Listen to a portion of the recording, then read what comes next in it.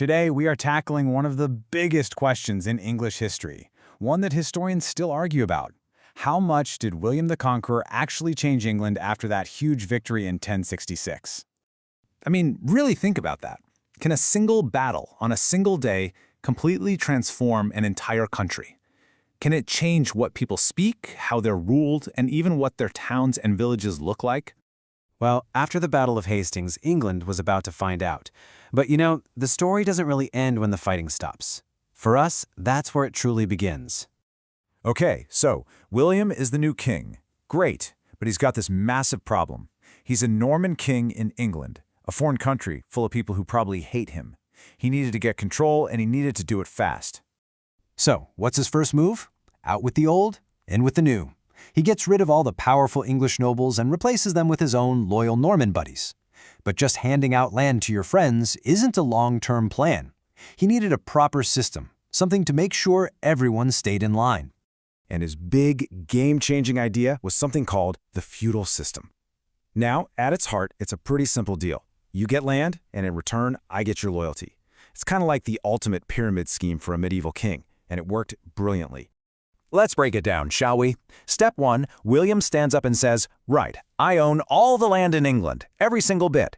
Step 2, he then carves up this land and gives huge chunks of it to his most trusted Norman nobles. But, and this is the important part, Step 3, it's not a gift. In return, those nobles had to give him soldiers for his army and, of course, taxes. And way down at the bottom, Step 4, you've got the ordinary English peasants. They're still working the same fields, but now they answer to a new Norman boss. It was an absolutely genius way to control the whole country from the top down.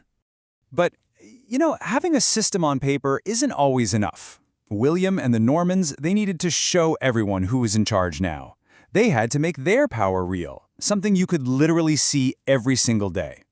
And how did they do that? Well, they started building castles, hundreds and hundreds of them popping up all across the English landscape. And let's be clear, these were not the pretty fairy tale castles you see in movies. These were military fortresses, tools of control.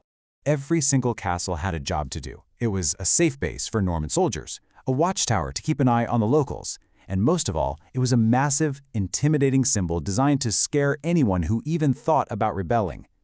Many of the first ones were called Motte and Bailey castles, basically a wooden fort on a big mound of earth, because they could be built super quickly to get a grip on an area. And it wasn't just castles either. Take a look at the churches. Before 1066, Anglo-Saxon churches were usually pretty small, built by the local community for themselves. But the Normans? Oh no. They built enormous, towering cathedrals.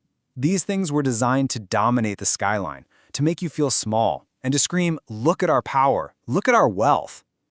So, the Normans are literally changing the way England looks, but they also changed all the invisible stuff, the things that really make a country run, like the government, and even the language people spoke.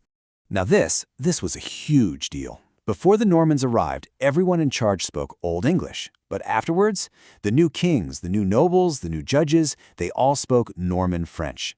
Suddenly, if you wanted to be powerful or important, you had to speak a whole new language. English was for the peasants. French was for the bosses. And that's actually why the English language today is packed with so many words from French. Okay, let's fast forward 20 years from the conquest. William decides he wants to know exactly what his new kingdom is made of. So in 1086, he launches this incredible, massive survey of the entire country. It was called the Domesday Book, and William sent his men into every single village in England, and they asked the same questions over and over. Who owns this land? How much of it is there? And what's it worth? Now, why would he do that? Simple, so he knew exactly how much tax he could squeeze out of everybody. It was an amazing tool for power and control. All right, so we've seen these massive countrywide changes for the people at the top. But what about everybody else? What about the millions of ordinary people living in farming villages? For them, did life really change all that much? Well, this is where it gets interesting, because it's a bit of both. On the one hand, yes, things definitely changed. You had a new Norman lord who probably didn't speak your language, and you were almost certainly paying higher taxes. And if you lived in the north, well, the Herring of the North was this absolutely brutal campaign that destroyed everything.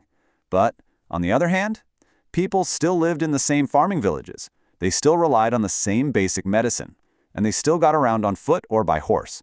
The day-to-day rhythm of life looked very familiar. So yeah, the name of the guy you paid rent to might have changed from Athelred to Robert, but your actual job?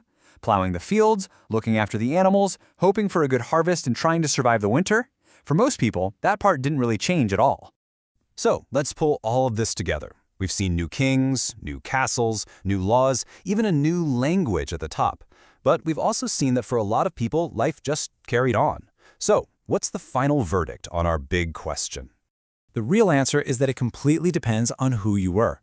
If you were at the top of society, the changes were earth-shattering.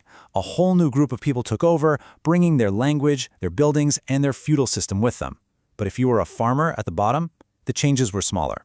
Yeah, you had a new boss and higher taxes, which was tough, but the fundamental way you lived your life, that stayed pretty much the same. So, when you boil it all down, what's the big takeaway? William the Conqueror absolutely turned the top of English society upside down.